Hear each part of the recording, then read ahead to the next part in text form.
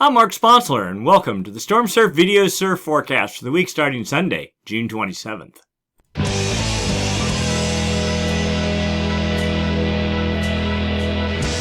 Stormsurf, waves, weather, buoys, altimetry, snow, temperatures, El Nino, weather analysis, real data for outdoor people, all the time, no hype. Looking at significant wave heights for the South Pacific Ocean, we see remnants of a gale in the Southeast Pacific generating 26-foot seas, and the beginnings of a new gale developing under New Zealand, also producing 26 to 27-foot seas and offering some good promise in the near future. Let's get into the details. As usual, we'll start by looking at winds at the jet stream level. That's up about 30,000 feet. These winds help support the formation of gales when they form, help direct their track. We're looking for a trough, that is a lift in the southern branch of the jet to the north. So right there, that's a trough, and right there, that's a trough. What that helps do is create a clockwise flow aloft and down at the ocean surface. That's the hallmark of low pressure in the southern hemisphere. And of course, low pressure, if it's strong enough, generates winds. Winds, if they're strong enough, generate seas. Seas, if they're high enough, as they radiate away from the fetch area, turn into swell. And of course, swell, when it hits your beach, turns into surf. So we have a developing trough and likely a developing gale here south of New Zealand, and another trough of some sort over here in the Southeast Pacific. As we move into Monday, the trough under New Zealand builds pretty good. Nice bit of 140 knot winds pushing almost due north. That would mean the western quadrant of whatever low develops here will have the majority of the wind energy, and that means whatever swell is generated is going to radiate due north and off to the northeast. The trough builds a little bit over here in the Southeast Pacific as well on Monday, but winds much lighter. And though building a little bit as we get into Tuesday, almost Tuesday, but moving out of the Southern California swell window, while the trough southeast of New Zealand continues just pushing well to the north. Notice these winds here, though, they start sort of mashing the trough. There's a little bit of a cutoff here. Kind of gets cut off as we get later on into Tuesday. But then notice that the trough tries to redevelop again over the south central, almost the southeast Pacific as we get into Wednesday night and Thursday. So some more gale development is possible over here in the southeast Pacific. Thursday and almost into Friday. Here we go. And then moving, again, the cutoff for Southern California is about 118 west, so it starts moving out of the California swell window. The ice line is roughly 65 south, somewhere right along there. So notice this looks more like a ridge starting to build. There's no open ocean between the ice line and the jet stream, so no gale could get traction. We're Saturday now, but then as we get into Sunday, almost a week out, another trough is forecast developing over the South Central Pacific. So there is yet more hope. Look at that, actually getting pretty decent as we get into, well, we'll go out to 180 hours. The Southeast Pacific, a week from now. So all in all, a fairly active pattern looks reasonably possible from the jet stream level charts. Let's go down to the surface. Here we are, surface level pressure, surface level winds, no big surprise. Winds 45 to 50 knots right there, 50 is the dark red. Developing south of New Zealand, the ice line's down here about 65 south, so it's all really well directed at Hawaii and suspect towards the U.S. West Coast as we get a little bit later into this. Also another gale here in the far southeast Pacific with 45 knot winds. Building as we get into Monday morning, but again, starting to move out of the swell window. But look at this system under New Zealand. 50 knot winds, 45, 40, all aimed due north. Straight shot to the Hawaiian Islands. Of course, Tahiti, where is that? Over about 143 and somewhere right in this area. So certainly swell seems likely if this happens, and we're only 24 hours out. Monday night, the system continues, 40 knot winds, looking quite good indeed. And even as we get into Tuesday, it sort of redevelops again with 40 to 45 knot winds, just barely building, continuing to Tuesday night. And even into Wednesday, And then Wednesday night, this is most impressive indeed, if you believe the models. Then Thursday, the whole mess starts lifting off to the northeast, while another system builds. Look at this. You want this. High pressure at 1036 millibars over New Zealand. Low pressure, not super strong, but setting up a gradient here. More fetch developing. This is on Thursday. Thursday night, I mean, this is just a continuous stream. Oh, and then 50 knot winds right off the edge of the ice as we get into Friday. And you know, if you believe the model's that far out. But I mean, virtually every frame up till right about now. And what is this, a cutoff low? I didn't even see this before. Looks like most of the fetch is aimed south, so I'm going to ignore that for the time being. But still, 35, almost 40 knot fetch in places on Saturday. And then Sunday, things simmer down a little bit, but then it kind of looks like it's going to all start up again as we get into Monday. So, oh, and look at this. Massive area of 35, 40, 45 knot winds, all aimed off to the northeast. South America, Central America, U.S. West Coast in the bullseye if this happens a week out. But certainly a rather optimistic looking forecast from the GFS model. All right, let's go take a look down at the ocean surface. Now we're actually going back in time a little bit. We're going back to Saturday night, not yesterday, but a week ago, because, again, that's how long it takes for swells to radiate up in almost a week to Hawaii, and depending on where in the Pacific, a week to 9 days or 10 days up into California. Small gale, not much of anything, 25-foot seas under New Zealand. That's generated background swell. A secondary gale built as we got into Sunday night a week ago with 28, 29-foot seas, then up to 33 feet. I mean, over a tiny area. So not a lot of size likely, but background swell. That should all be arriving during this week. During the work week, and then yet another pulse of 28-foot seas or so lifting northeast. Again, lots of background swell for Hawaii, the whole way over to the U.S. West Coast, down into Central and South America. Size minimal, but rideable. And hey, it's summertime. Anything rideable with a little bit of period is a good thing. As we got into Friday, a couple days ago, a new gale developed in the South Central Pacific off the ice line, 38-foot seas, building to 41 feet, again 40 feet on Friday night. Now, all, for the most part, aimed off to the east. The swell that's expected from this longer period, but really small swell size, probably get lost a lot in that swell that we saw earlier in this animation. Oops, and there we go.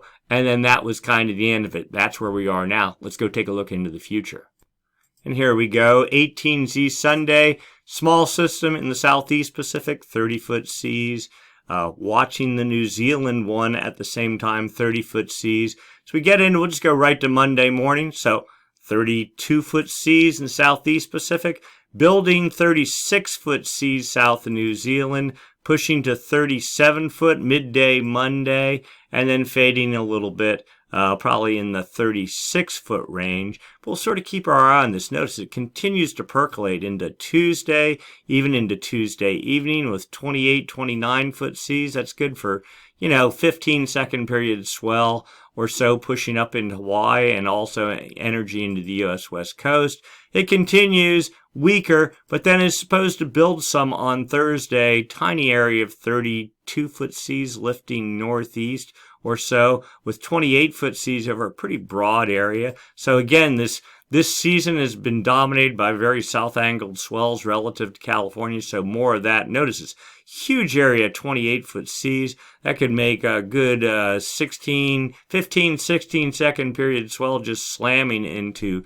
Chile and Peru if all goes as forecast. Then another deep system as we get into Friday, almost a week out, 37-foot seas, but right on the hairy edge of the ice. Here we go. It's up ice line like up to 63 south with spots, 65, somewhere in there. So probably not a lot of swell from that. But notice as we get into Sunday, a week out, that system too starts lifting north. This favored southeast part of the Pacific, 180 hours out, 28-foot seas lifting off to the northeast. So, clearly, much swell production looks possible if you believe the models. Probably the more likely thing, and we'll just go right back to where we were, this system here is of the most interest because for sure something's going to happen from it over the next, we'll say, 36 hours. That'll make good swell targeting Hawaii and the U.S. West Coast.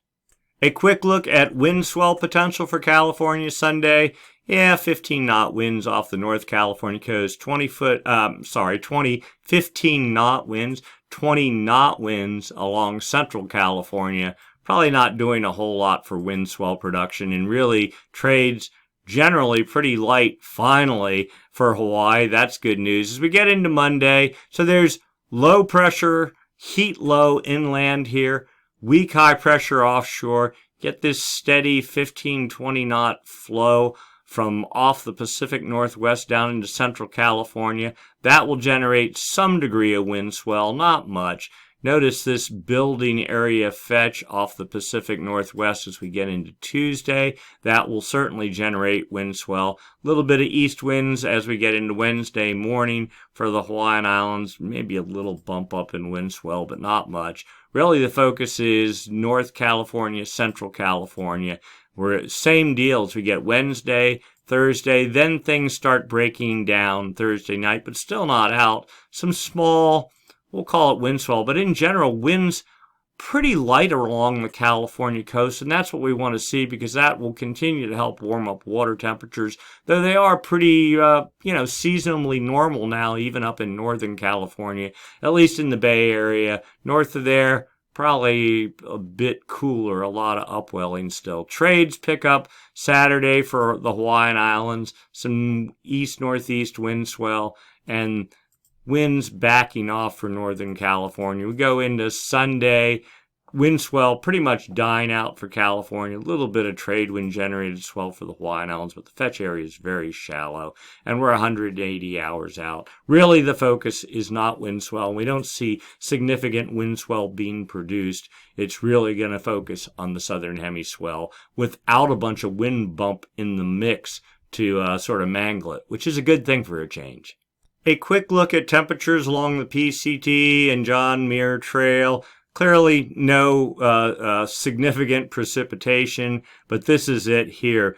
The reds are temperatures above 34.5 degrees, so the freezing level well above 14,000 feet for the next 10 days, so you don't have to worry about your water and anything freezing overnight. Pretty warm conditions, even at elevation. All right, let's go take a look long term. What's going on with the Madden-Julian Oscillation and, of course, La Nina or El Nino, the El Nino Southern Oscillation. We're looking for signs of the active phase of the MJO. The MJO, this periodic weather oscillation, comes in two flavors, active and inactive phase. There is an active phase on one side of the planet and an inactive phase on the other side of the planet, and they rotate sort of along with each other around the planet. Typically when the active phase gets over the Pacific, it takes now 4 weeks, 5 weeks to make it from the West Pacific to the East Pacific. It travels from west to east. The active phase acts like a low pressure system. When it does that, it reduces trade winds. It allows warm water in the West Pacific to start flowing off to the east because it can reduce trade winds, pushing that warm water not at the surface, but down underneath the equator. It does this on the equator, creates a ball of warm water that travels, takes about 3 months to make it from the West Pacific to the East Pacific, and that's known as a Kelvin wave. Successive Kelvin waves driven by successive active phases of the MJO can start warming water temperatures off of Peru, which gets us into an El Nino configuration, and that, of course, is good for surf production. Also, when the active phase is over in the West Pacific in what we call the Kelvin wave generation area, it transports energy into the jet stream, which feeds the storm track both in the northern hemisphere and the southern hemisphere, and that in turn can create surf. All right, so we're very interested in looking for the active phase of the MJO. We're looking here at this chart. This is data from the TAO buoy array, series of buoys strung across the equator. That's the East Pacific there. That's the West Pacific there. These buoys are used for monitoring El Nino, but we also get 5-day average wind speeds. And the longer the arrow, and you can see the direction, the stronger the wind. So strong winds out of the east trades over, this is the East Pacific here, Ecuador. So there. In the Central Pacific, moderately strong east winds, and the same thing over in the Kelvin wave generation area, the West Pacific. But it's not the actual wind speeds, it's the differences from normal for this time of year. And those winds look horribly strong. They are a little bit stronger than normal, looking at these arrows here in the anomaly chart, but not particularly strong. And in fact, over the Central Pacific, they're weaker than normal. The net effect is it's like light, we call it west anomalies, but it's almost like a light west wind. Then over in the Kelvin wave generation area, kind of a mixed bag, but mostly just neutral, normal winds for this time of year. Let's go take a look at the forecast a week out. All right, so this is a different kind of chart. It's the east-west component of the wind, the anomalies. Are the winds stronger out of the east or stronger out of the west than normal for this time of year? And this is over the entire planet. So the date line runs right up the middle there. The Pacific starts at about 135 east, so that's 120 east, so right along there, and goes the whole way over to about 80 west, so somewhere right around in here. That would be Ecuador, but it's the Kelvin wave generation area, the West Pacific to the date line, and just a little bit beyond there. So this box right in here is what we're interested in. You can go the whole way up the chart. The blues are easterly anomalies, inactive phase of the MJO. The yellows are westerly anomalies. So you can see you get this pocket of easterly anomalies in the Kelvin wave generation area. That would be the inactive phase of the MJO. Some westerly anomalies get pushing across. That would be the active phase, inactive. And now where are we here? Well, we've got easterly anomalies in control since June 22nd, and it looks like they're supposed to continue through at least the 4th of July. This is just a one-week forecast. So, for the most part, light east anomalies, not particularly strong. No sign of the active phase of the MJO, and if anything, perhaps a weak inactive phase of the MJO. Let's go out 2 weeks. All right, here we go. So the MJO, we said, acts like a low-pressure system. The active phase. The inactive phase is a high-pressure system in essence. All right, so what are we looking at here? Outgoing long-wave radiation. Now, fancy words for cloud cover. Okay, the yellows are not more cloud cover, more sunlight reflectivity off the ocean's surface, meaning clear skies, meaning high pressure, meaning the inactive phase of the MJO. Oh, and how are we looking here? Okay, the equator right there. South America, Central America, Mexico, Hawaii, New Guinea there, the Philippines, and so the date line right there. So the Kelvin wave generation area is right in here.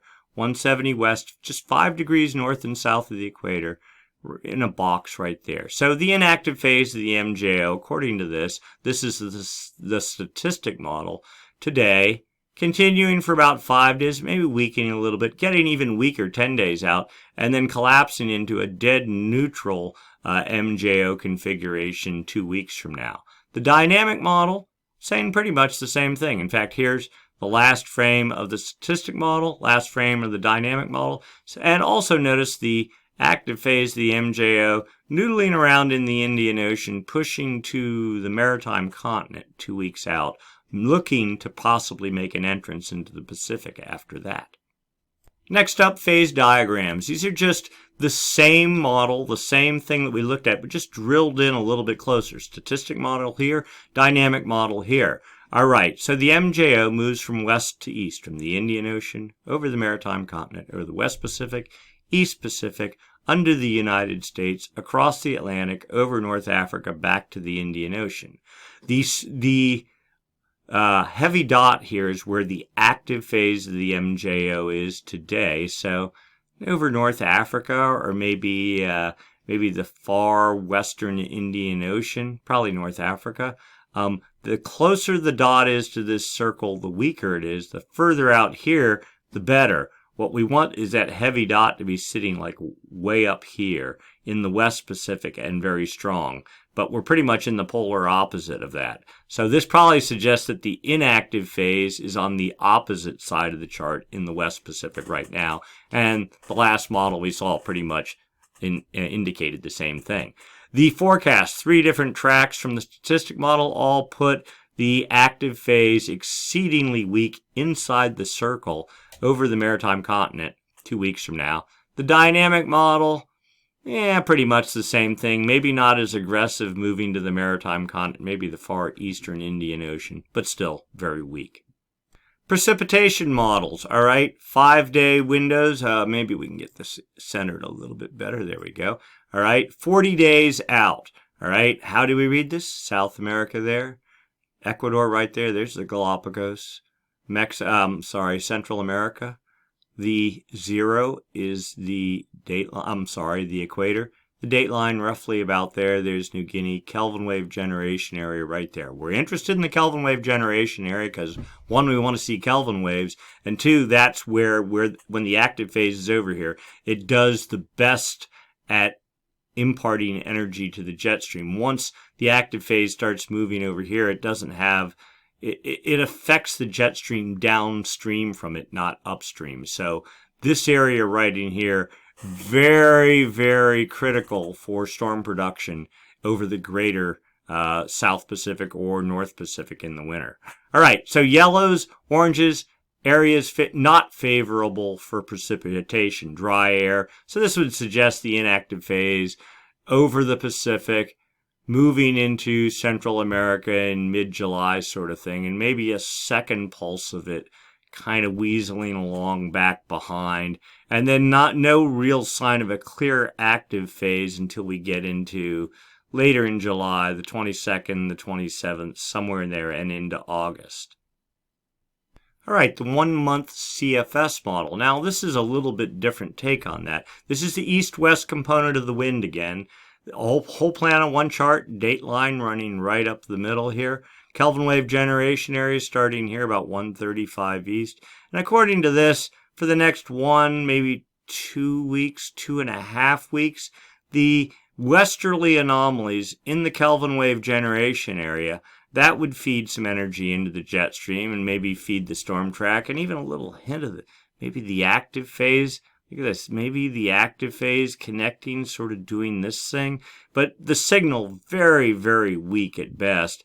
And then later in July, east anomalies, the inactive phase, the MJO, maybe setting up over the Kelvin wave generation area. And then there's the 3-month CFS model. Past performance down here, future performance down here. Kelvin wave generation area. Let me see if we can get this in just a little bit here. Go down right there. There we go. All right, so date line running right up there. Kelvin wave generation area starting right here. And the forecast, June 27th, starting here. So we're looking from about here on up. We get the sense, and now I'm going to drag this thing back up so you can see here. All right, westerly anomalies in the far west Pacific starting August 6th. That would be the active phase of the MJO. But notice strong easterly anomalies building over the date line and even partially into the Kelvin wave generation area starting July 21st and going on off the charts beyond that. Let's overlay the MJO here. All right, so the solid contours of the active phase of the MJO. So right now, this suggests the inactive phase of the MJO.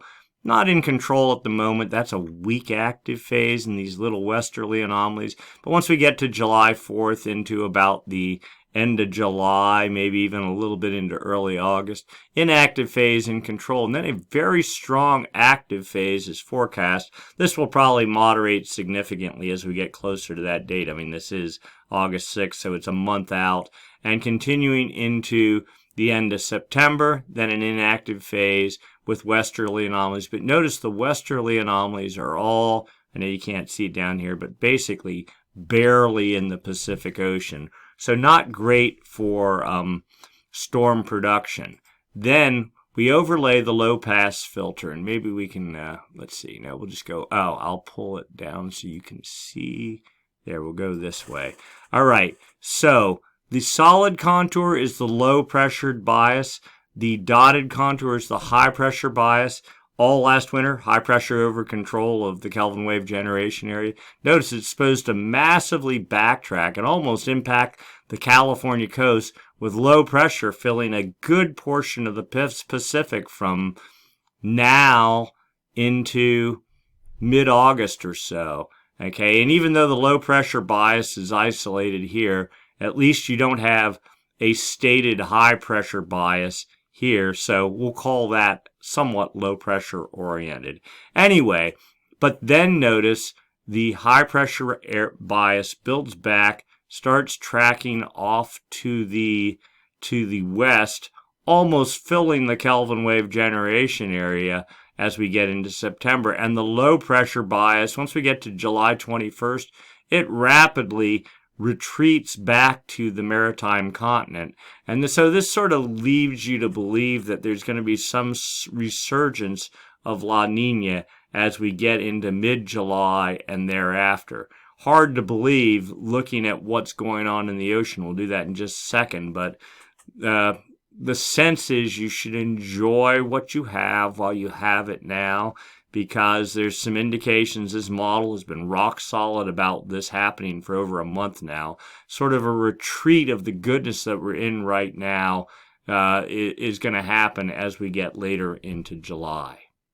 All right, so that gets us to the El Nino La Nina discussion now. We're going to start looking for signs or try to get some clues of what's going on. Are we moving to El Nino or staying in La Nina, or a resurgence of La Nina as the CFS model suggests?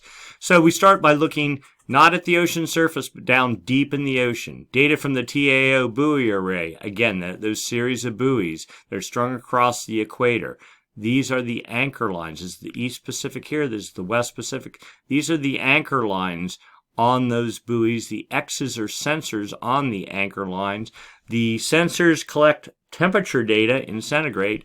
They relay it up to a processing center in Maryland. Maryland runs it through a computer that applies a model to fill in the gaps, and you get a profile of ocean surface, subsurface temperatures.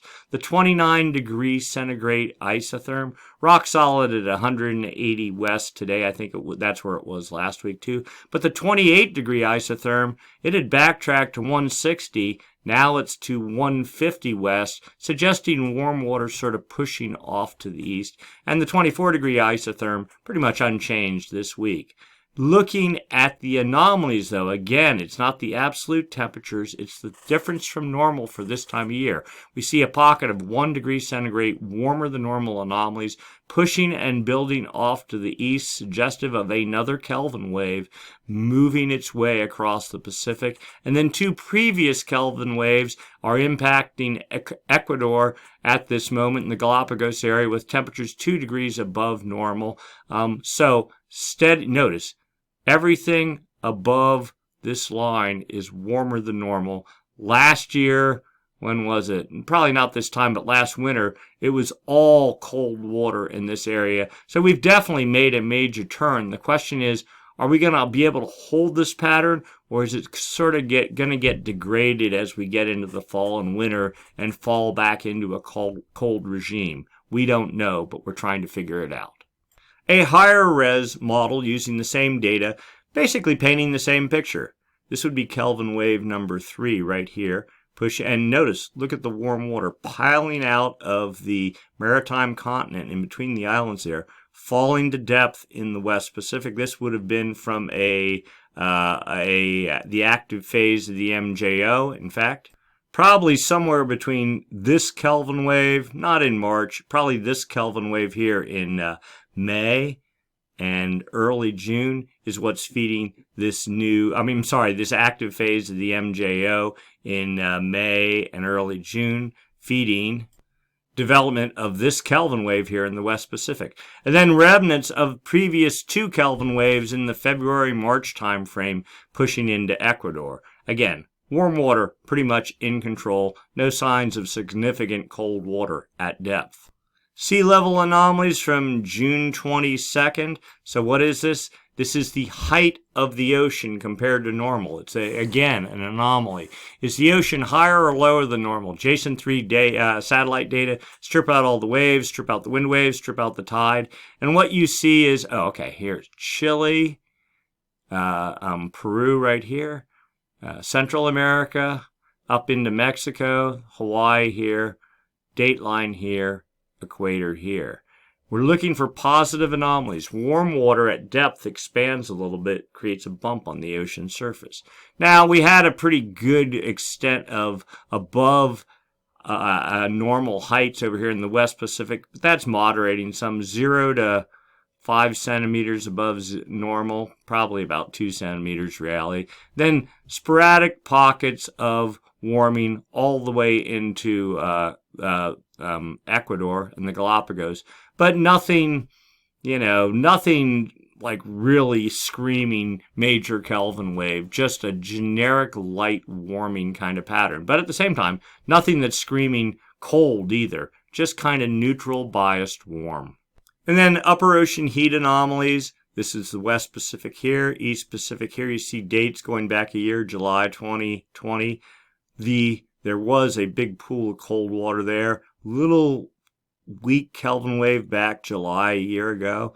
That actually produced, if you remember, a big southern hemi swell. That was all driven by the active phase of the MJO a year ago. And then La Nina took control. Colder than normal temperatures filling the Pacific from the date line on eastward. Our cold winter. Warm water all balled up in the west. And then in March and April, active phase of the MJO moved over to the West Pacific. Kelvin wave number 1, Kelvin wave number 2, a bit of a break.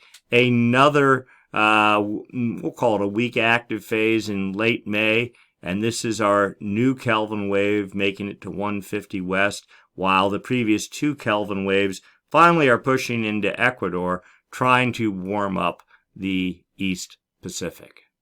Up at the surface, sea surface temperature anomalies. Is the ocean warmer or colder than normal? We have pretty good news to report here. Warming, okay. Oh, what are we looking at? Chile, Peru, Ecuador right there, Central America, Mexico, Baja, Hawaii out here, the equator roughly here, or here depending on which set of images you're looking at. But clearly, warm water off of Ecuador over the Galapagos out to a point about south of California, and even warmer from there on out to the date line.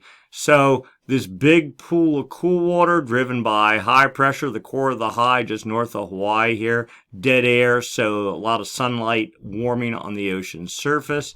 But you get that clockwise flow upwelling along the southeastern border of the high pressure system. That's what that cool water is about. Same thing going on down here in the southern hemi.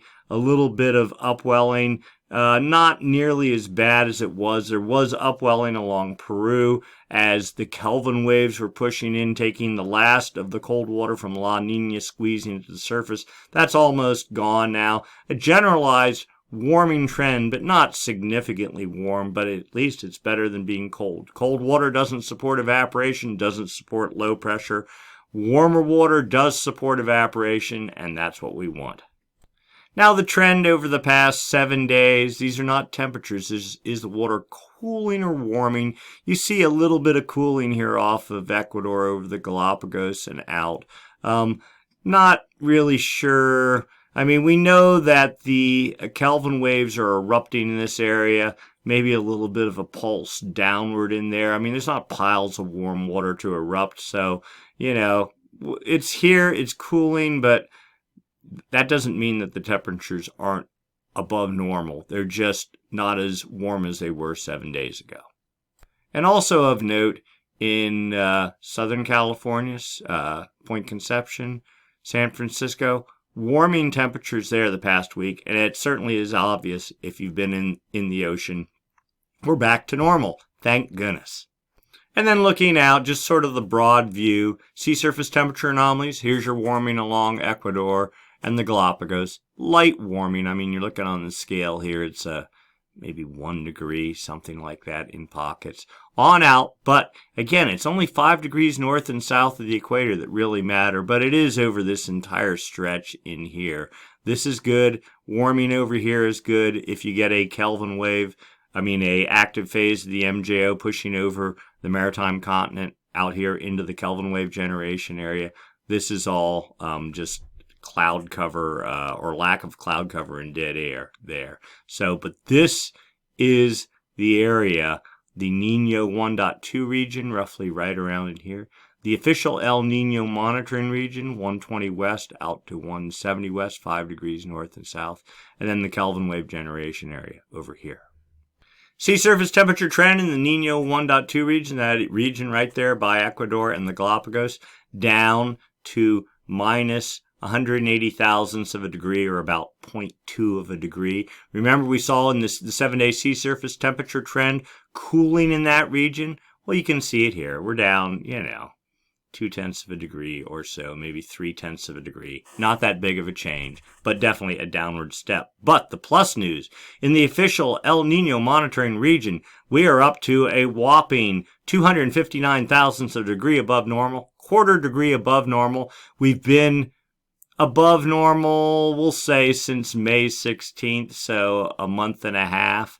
A little downward venture there. But the trend, look at the steady upward trend. We talk about the demise of La Nina. This is clearly the exact kind of graph you want to see. All right, so we've talked about the MJO. We've talked about subsurface ocean temperatures. We've talked about surface ocean temperatures. But the really key thing is, what does the atmosphere, how's the atmosphere reacting to what's going on at the surface of the ocean? If the ocean's warmer on the equator, more evaporation, that would tend to impart energy to the jet stream and tend to be the demise of La Nina and push you towards an El Nino condition. So what we look at is the difference in pressure between Tahiti, which is in the Pacific, and Darwin, which is sort of in the Indian Ocean. Okay, if pressure is lower in Tahiti, this index goes negative. Today's value minus 5.62, so lower pressure over Tahiti relative to Darwin. But then the day before, it was the exact opposite. Just sort of scanning back over the past month. Yeah, some readings, but not any clear indication of some major crashing pressure trend. 30-day average takes all the noise out of this because the daily contribution is very noisy. The value, minus 1.24, so basically neutral. We were down to minus 3.36, but then prior to that, we were positive. So we're kind of hanging in a pretty good place right now, just dead neutral, relative good compared to where we were last winter. The 90-day average is the El Nino La Nina indicator. Today, plus 1.43. It's weekly positive, but basically neutral. Neither El Nino nor La Nina. The trend has been pretty much unchanged for the past month. So stable at neutral. That's what the atmosphere is thinking. So it's going, hey, maybe La Nina's over. We're not in El Nino, but there's still this momentum going on from 6 months of La Nina. So, we're still seeing signs of it in the wind patterns, the strong northwest winds along California. Trades in Hawaii, they're backing off. Actually, the northwest winds along California coast backing off too. So slowly, the atmosphere is moving towards a return to normal pattern, a seasonal normal pattern. Here's the 30-day SOI graphed out, so you can see back in 2019, early 2019, we were in like a weak El Nino pattern, negative numbers, right, minus 10. But then starting January 2020, the march towards clearly a La Nina pattern, peaking at about plus 20. Now we're down. We quickly crashed in April to about neutral, and we're holding there pretty stable for the past couple of months. Again, this return to just a normal pattern. So, what does the long-term forecast look like? The CFS model, forecasting sea surface temperature anomalies for the Nino 3.4 region, the official El Nino monitoring region. Today, temperatures right about neutral. That's what we saw. I think the actual numbers we saw were 0.2 of a degree above normal, something like that. So this is skewed a little bit low. The forecast has temperatures, though. Remember, we saw the low pressure bias exiting the Pacific, moving back to the maritime continent. This model suggests a return to a cooler normal regime as we get into October, with temperatures about 0.75 of a degree below normal for 3 months, and then working their way back, trying to get back to normal next spring. This is probably a little bit overstated. In fact, here's the June summary of all models, okay, dynamic models and statistic models. You can sort of see the statistic average is just barely under neutral, maybe 0.1 of a degree. The dynamic average, averaging a little bit cooler at maybe minus 0.35 of a degree. And then the CPC consensus, for whatever, suggests even lower, down at about 0.6 of a degree. So we think this is probably biased a bit on the cold side, but still, 0.5 degree below normal for 3 months, probably what we're going to see. That'll unfortunately sort of stomp, again, cooler temperatures, reduce evaporation, reduce energy transfer to the jet, blah, blah, blah. And that all sort of puts a damper on storm production in the winter. Now, mind you, last winter we were saying horrible things, and all the data said it was going to be a horrible winter, and it was, except for 5 weeks when it was completely off the charts. It's like the whole winter got concentrated into that window between, was it the first week in December and maybe the second week in January? Completely giant, off the charts, massive long period swells. So take everything with a grain of salt. Strange things can happen, but the general trend looks like probably not a super exciting winter coming up. Take whatever surf you can get and make the most of it. So for right now, model's looking pretty good. Storm forming south of New Zealand, and it's supposed to traverse the Pacific, and maybe another one in the Southeast Pacific a week out behind that. Even before that, a series of small systems gurgling, percolating, small energy pushing north into Hawaii and California. So, small swell all this week. Maybe building a little bit over the 4th, but nothing huge. And then beyond that, the week after that, maybe things starting to look much more positive. Not big surf, but solid surf. And maybe more behind that. Not so bad. Looking further out, yeah, our fall and winter not looking so great. We'll do good into about mid-July, maybe the 20th or so, and then somewhere after that, we'll see, but we suspect the plug might be pulled out of the wave machine, and then we'll go into a slump, and it will continue pretty much the whole way through the fall. That's not to say there won't be surf, but back to the better grab what you can when you can sort of thing. All right, so that's our video for this week. If you enjoyed it, there we go. Give us a thumbs up. Comments always welcome. We try to respond. We try to reply, and we do appreciate the comments, and the algorithms seem to like it too. So that does good for us. And if it's good for us, it's good for you, because then it gives me motivation to keep doing this. All right. Also, if you haven't subscribed, please subscribe. You'll get automatic notifications as soon as we post the video. If not, go to stormsurf.com. At the top of every page, we post the link to the video pretty much within an hour or two after posting the video.